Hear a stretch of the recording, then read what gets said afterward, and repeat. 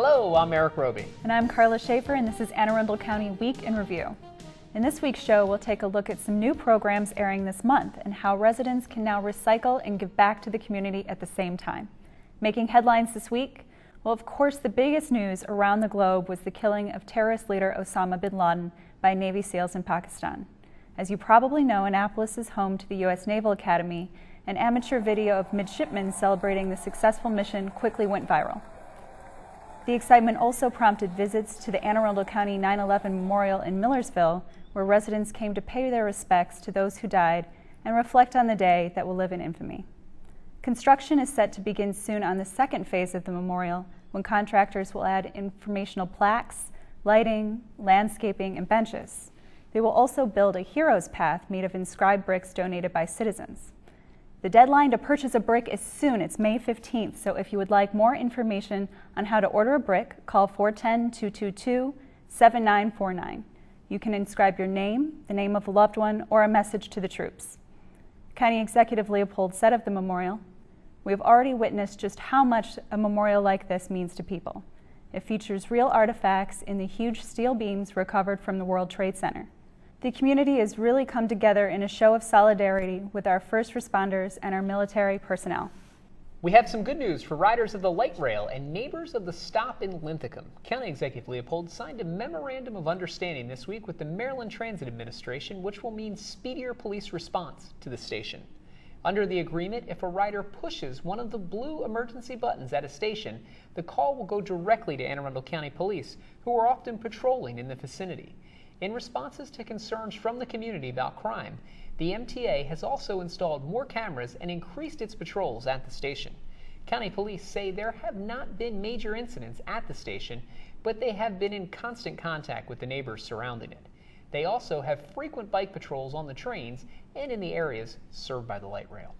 In this week's Hot Topics, the Anne Arundel County Fire Department responded to 1,344 calls for service. This included more than 1,028 emergency medical calls and 86 fire calls.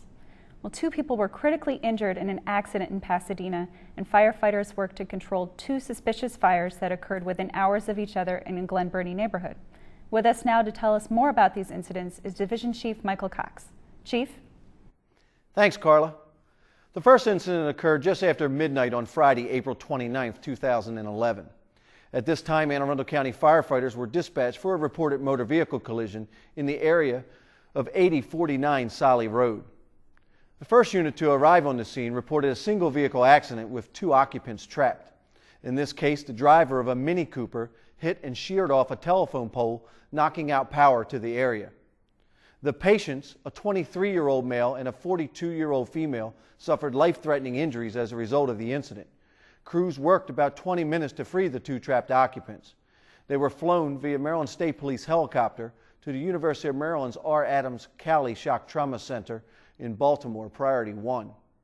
In a turn of events, county firefighters responded to a reported building fire in the area of Furnace Branch Road and Margate Drive in the Marley area of the county just before midnight on Sunday, May 1, 2011. The first units to arrive reported smoke and fire evident in a vacant building that had previously burned a couple years ago. In this incident, firefighters were able to quickly extinguish the fire in about 20 minutes. One firefighter suffered minor injuries fighting the blaze, and he was transported Priority 3 to Baltimore Washington Medical Center to be evaluated. There was no damage estimates provided since the building had been determined to be a total loss from the previous fire. However, the firefighters' work was far from over. Around 4 a.m. Monday, May 2, 2011, county firefighters were dispatched to a report of another building fire in the area of Furnace Avenue and Bell Avenue. The first firefighters to arrive on the scene of this incident reported a vacant 2-story single-family dwelling fully engulfed in flames. At that time, an exterior fire attack was initiated utilizing elevated master stream devices. In all, it took more than 25 firefighters about an hour to bring the 1-alarm incident under control. Karla? Thanks, Chief. County fire officials advised that damages were estimated to be about $175,000 for the vacant dwelling. Fire officials also advised that both of these early morning fires were determined to be suspicious in nature.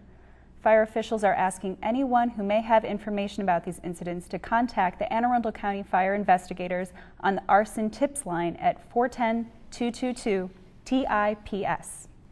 Well, there's more Week in Review to come. When we come back, we'll get a lesson on the diamondback terrapins from Mr. Tim Decker of Eagle Cove in Pasadena and some of his first graders.